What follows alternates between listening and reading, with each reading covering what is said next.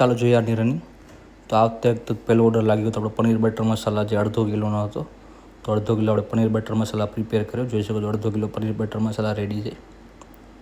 ત્યારબાદ તે પાર્સલ કર્યો. ત્યારબાદ બીજા રનિંગમાં આપણા ઓર્ડર લાગતા ગયા. આ તો પનીર ટિક્કા જે પણ 1/2 કિલો પાર્સલ હતો.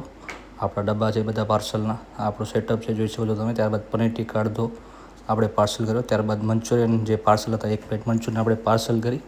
જોઈ શકો છો આપણો સેટઅપ મંચુરિયન પાર્સલ બની રહ્યા છે જે આપણા પાર્સલ કરવાના હતા. આપણે ત્યાં બધું પાર્સલનું જ રહે છે. ત્યારબાદ મંચુરિયન બનાવ્યા બધા આપણે મંચુરિયનની પ્લેટ પાર્સલ કરી. ત્યારબાદ રનિંગમાં બીજા ઓર્ડર લાગતા ગયા આપણે ત્યાં પંજાબી શાક કિલો ઉપર મળે છે. તો તમે જોઈ શકો છો રનિંગમાં આપણા ઓર્ડર લાગી રહ્યા છે જે એકદમ હાઇજેનિક અને તમારા કીધા મુજબ હોય છે. ત્યારબાદ હજી એક મંચુરિયનની પ્લેટ રનિંગમાં લાગી ગઈ. ત્યારબાદ મંચુરિયન નૂડલ્સ હતા. ત્યારબાદ 7 રોટલી હતી તે પાર્સલ કરી.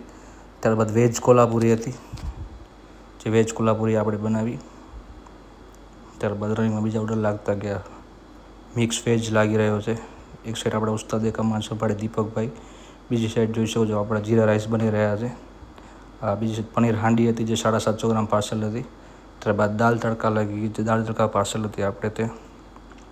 ત્યારબાદ હજી એક પ્લેટ મંચુરિયન લાગી ગઈ જે પાર્સલ કરવાની હતી જોઈ શકો છો આપણું સેટઅપ છે. ત્યારબાદ એક પનીર ચીલીનો ઓર્ડર હતો જે ઉસ્તાદ આપણે રેડી કરી રહ્યા છે પનીર ચીલી.